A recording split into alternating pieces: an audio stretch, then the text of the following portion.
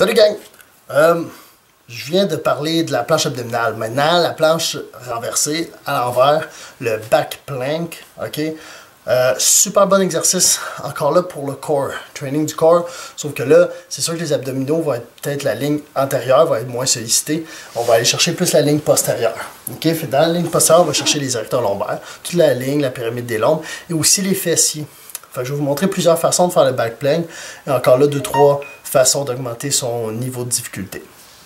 Premièrement, le back plank le plus facile à exécuter serait, là on le voit, là je suis à la maison, j'ai pas tous les accessoires qu'il faut.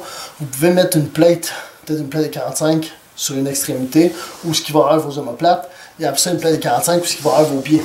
Et là c'est très simple, vous accotez dessus, vous accotez le dos, et là vous faites rien que décoller le corps pour rester droit. Okay?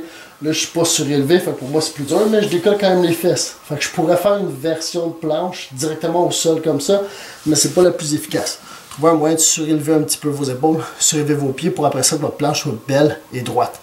Quand vous allez être en position, que vous allez être surélevé, vous allez remarquer que l'idée vraiment, les ischios vont se contracter, fessiers, lombaires, toute la ligne postérieure se contracte pour être en bonne position, mais ça n'empêche pas que les abdos ne doivent pas nécessairement être relâchés, doivent quand même être contractés pour vraiment avoir une idée de core, vraiment que tout le tronc soit sollicité, soit engagé. Donc, sans les abdos, sans les fessiers, les ischios sont sollicités, les lombaires aussi. That's it. Je pourrais venir allonger mes bras en arrière si je le souhaite pour essayer de simuler une position d'overhead ou vraiment simuler une belle position droite. Dans beaucoup de mouvements, on a besoin de toute cette solidité au niveau de la ligne complète du corps. Fait qu'on peut venir simuler sans rajouter un bras. Sinon, après ça, des versions qui vont déjà demander plus de mobilité au niveau des poignets et au niveau des épaules. Et qui peuvent être justement un bon exercice pour l'augmenter. Donc pour quelqu'un comme moi. Ce qu'on va faire, c'est qu'on pourrait le faire sur les coudes. Fait que dans ce temps-là, vous n'avez pas besoin d'autres plates, vous n'avez rien besoin d'autre. Ce que vous pouvez faire, c'est de accoter les coudes en arrière. Là, l'idée, je me mets sur mes fesses, c'est pas d'essayer de pousser ses fesses avec ses mains. Au contraire, on ne veut pas qu'ils touchent et on surélève. Et on tient en position.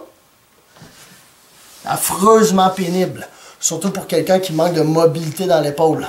Okay? Si on n'est pas capable de venir reculer comme il faut pour venir appuyer son coude au hauteur de l'épaule, on a tendance à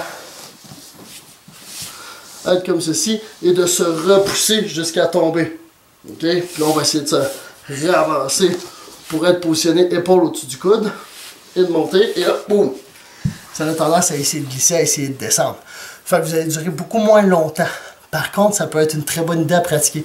Parce que vous allez voir la version traditionnelle avec les plates, vous pouvez rajouter du poids au centre, sauf que là, vous commencez à surcharger énormément le corps, pendant que déjà là, il n'y a pas nécessairement la mobilité de maintenir cette posture-là dans les amplitudes complètes de l'épaule. Donc, vous renforcez, oui, sauf que vous ne le renforcez pas nécessairement pour des postures comme des overhead squats ou pour des beaux keeping pull-up, des keeping chest to bar, des butterflies, si vous avez besoin de mobilité aussi dans l'épaule. Fait que faites pas juste la version traditionnelle. Essayez sur les coudes. Après ça, on est sur les mains.